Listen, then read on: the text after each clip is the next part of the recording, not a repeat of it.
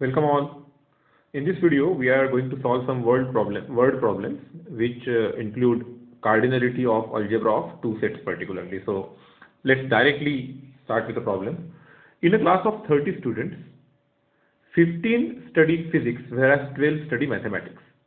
And if 7 of them study physics and mathematics both, then find the number of students who, like how many of them study at least one of the two subjects, then how many of them study exactly one subject, how many of them study only mathematics, how many of them study neither of the two. ये सब हमें find out करना है. इसे solve करने का एक तरीका है डायग्राम से हम लोग कर सकते हैं, दूसरा हम लोग फॉर्मूला से करेंगे. ध्यान में रखना, डायग्राम से बहुत इजीली हो जाएगा, बट फॉर्मूले वाला पार्ट भी बहुत केयरफुली करना, क्योंकि वो अंडरस्टैंडिंग हमें आगे आने वाले पोर्शन में बहुत इंपॉर्टेंट होने वाली है.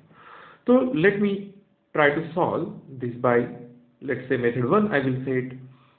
I will just use a diagram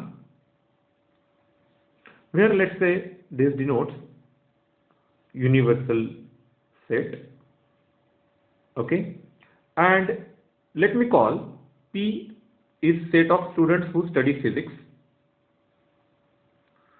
students studying physics, okay, and then MB students studying mathematics. So let me say this is P, this is M. सबसे पहले हम लोग यहाँ पर क्या करेंगे ना, सिर्फ नंबर्स लिखेंगे कि कितने बच्चे हैं.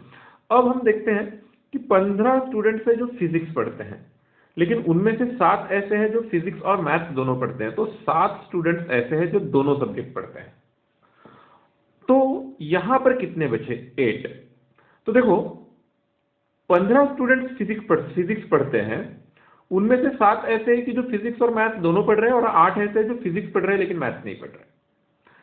देन वैसे ही हम लोग लॉजिक लगाए तो मैथ्स पढ़ने वाले 12 हैं, लेकिन उसमें से 7 फिजिक्स कॉमन है, तो 5 लोग ऐसे हैं जो फिजिक्स और मैथ्स दोनों नहीं पढ़ते. अब ये जो मैं डायग्राम कंप्लीट करते जा रहा हूं वो विथ सम लॉजिक कर रहा हूं. ऑब्वियसली यहां पर फॉर्मूले वगैरह लिखने की जरूरत नहीं है. I hope you understand it very well. अब टोटल मिलाकर कितने लोग हो गए ये? सो ये हो गए 20 स्टूडेंट्स, राइट. आप 7 + 5 + 8 करके देखो, ये हो गए 20 स्टूडेंट्स. इसका मतलब टोटल 30 में से 10 स्टूडेंट्स ऐसे बच गए कि जो फिजिक्स और मैथ्स दोनों नहीं पढ़ रहे हैं. With this knowledge let's directly go on solving the questions. पहले का आंसर निकालते हैं. How many of them study at least one of the two subjects. कम से कम एक सब्जेक्ट. यहां पर एक सब्जेक्ट वाले 8 and 5 13 और 2 सब्जेक्ट वाले 7. एटलीस्ट 1 में क्या आएगा? 1 सब्जेक्ट भी आ गया, 2 भी सब्जेक्ट आ गया, तो हमारा आंसर आ गया 8 + 7 + 5 विच इज 20. पहले क्वेश्चन का answer. Let's solve the second one. How many of them study exactly one subject. I hope आपको अब ध्यान में आ गया एग्जैक्टली वन वाले कौन है. एग्जैक्टली फिजिक्स वाले 8 है, एग्जैक्टली मैथ्स वाले 5 है. सो 8 + 5 13. सेकंड क्वेश्चन का answer. Third, how many of them study only mathematics. Mathematics पढ़ते हैं लेकिन फिजिक्स नहीं पढ़ते. ऐसे कितने लोग हैं? 5. It's very clear. How many of them study neither of the to. दोनों में से एक भी सब्जेक्ट ना पढ़ने वाले कितने लोग हैं? डायरेक्टली दिख रहा है 10, राइट. क्योंकि यहां पर ये जो लोग हैं वो, ये देखो 8 लोग हैं जो सिर्फ फिजिक्स पढ़ेंगे, ये 5 है जो सिर्फ मैथ्स पढ़ेंगे, ये 7 है जो दोनों पढ़ेंगे. ऐसे कितने बचे जो दोनों में से एक भी नहीं पढ़ेंगे? So that is 10. अब हमने इस हिसाब से, इस तरीके से हमारा ये पूरा क्वेश्चन सॉल्व कर लिया, राइट. बट मैं अब यही क्वेश्चन हम लोग, थोड़ा सा लेंदी हो जाएगा शायद सॉल्व करने के लिए, लेकिन कंसेप्ट समझने के लिए हम लोग सॉल्व करेंगे so that it can be helpful to us in further problems या further concept. So let's call, अब यहां पर मैं थोड़ा सा P और M के जगह पर A B बोलता हूं. A B set of students learning physics, and B be set of students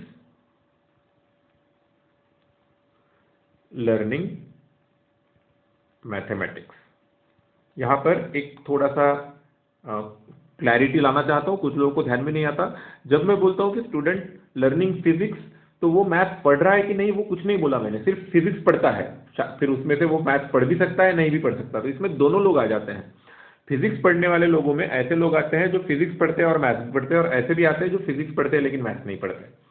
okay, अब ये ए और बी हमने डिफाइन कर लिया, तो देखते हैं कि क्या क्या इंफॉर्मेशन दिया है हमें। एन ऑफ ए दिया है, सिर्फ मैंने टोटल फिजिक्स पढ़ने वाले टोटल हो गए 15,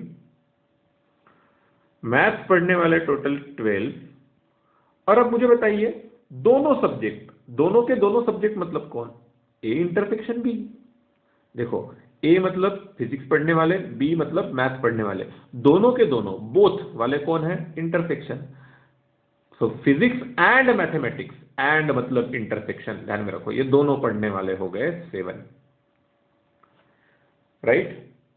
तो और एक एडिशनल इंफॉर्मेशन हमें दिया है, यूनिवर्सल सेट बोल सकते हैं हम पूरे क्लास को, वो 30 दिया है। So we will start with the first question. क्या बोला गया है? At least one of the two subjects. So at least one of two subjects, इसका मतलब क्या हो गया? इसका मतलब हुआ फिजिक्स और मैथ्स। ध्यान में रखना, यहां पर हमारे मैथमेटिक्स में हम लोग और का मतलब जनरली इंक्लूसिव लेते हैं, जिसमें और का मतलब फिजिक्स और मैथ्स का मतलब ओनली फिजिक्स, ओनली मैथ्स, या फिर फिजिक्स एंड मैथ्स बोथ, ये आता है। तो at least one of the two subjects मतलब सिंपली ए यूनियन बी है, ये समझ में आना चाहिए हमें। एटलीस्ट वन ऑफ, यानी ए यूनियन बी में कौन कौन आता है? सिर्फ ए भी आता है, सिर्फ बी भी आता है। I hope you remember the diagram. A union B में सिर्फ ए भी आता है, सिर्फ बी भी आता है, और दोनों का कॉमन भी आता है, that is A union B. अब हमें अगर इसका नॉलेज प्रॉपर्ली है तो हमें निकालना है ए यूनियन बी का number. So we want to find number of A union B. We know the formula, n of A union B is n of A plus n of B minus n of A intersection B. Let's put the values. So we have 15 plus 12 minus 7, which is 27 minus 7, which is 20, और इसलिए हमारे first question का answer आ गया 20, कि at least one subject पढ़ने वाले 20 people है, जो हमारा इसके पहले भी आंसर आ गया था। आई होप आपको याद है कि ये फॉर्मूला मैंने जो आपको पढ़ाया था इसके पहले, मैंने इसके एक दो वीडियो पहले, तब मैंने ये बताया था कि ये फॉर्मूले कैसा बनता है।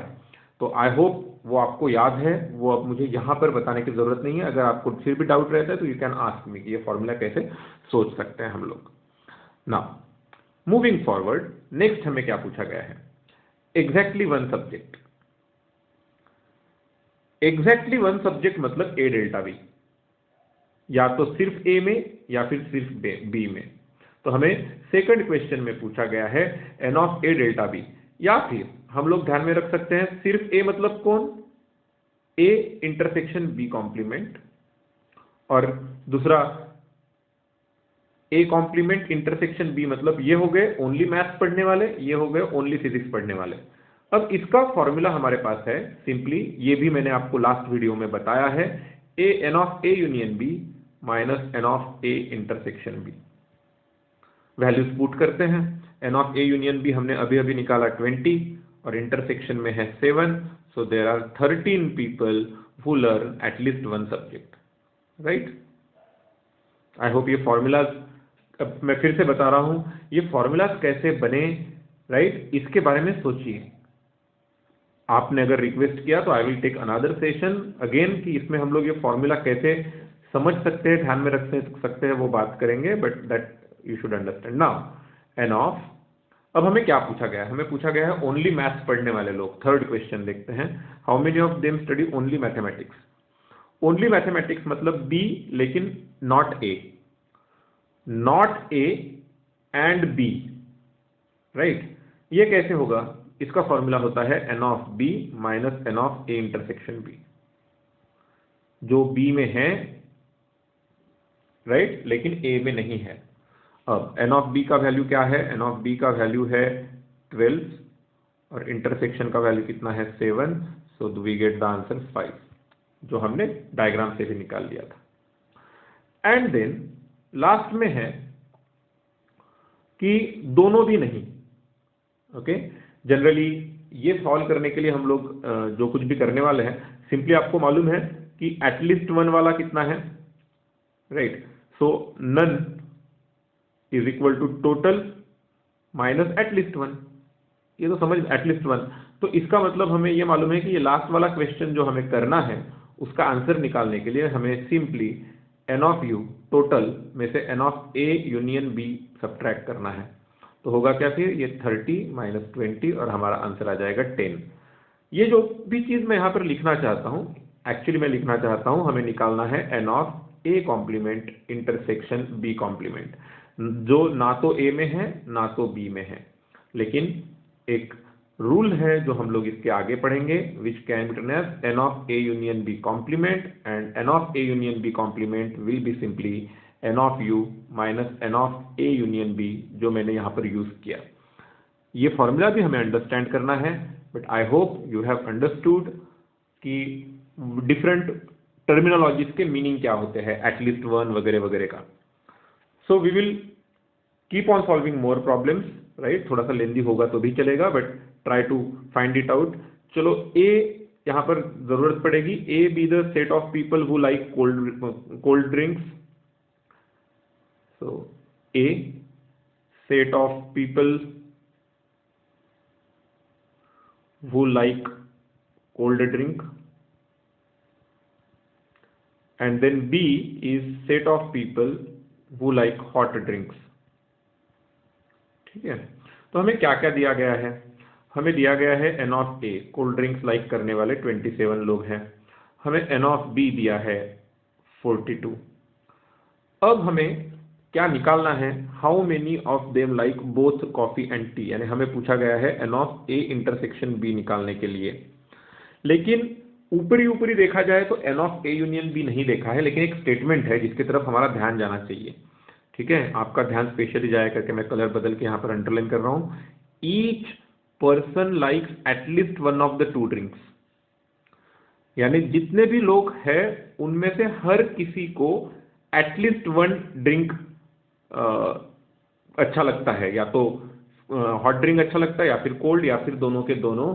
तो सिंपली आपको ध्यान में आना चाहिए कि n of U is nothing but n of A union B in this case, क्योंकि जो टोटल लोग हैं यानी यू, यानी ही कम से कम एक एटलीस्ट वन वाले हैं, तो n of U A union B वो 60 हो गया। तो अब simply we have the formula n of A union B is equal to n of A plus n of B minus n of A intersection B. We will put the values. So we have 60 here, we have 27 plus 42 minus n of A union A intersection B.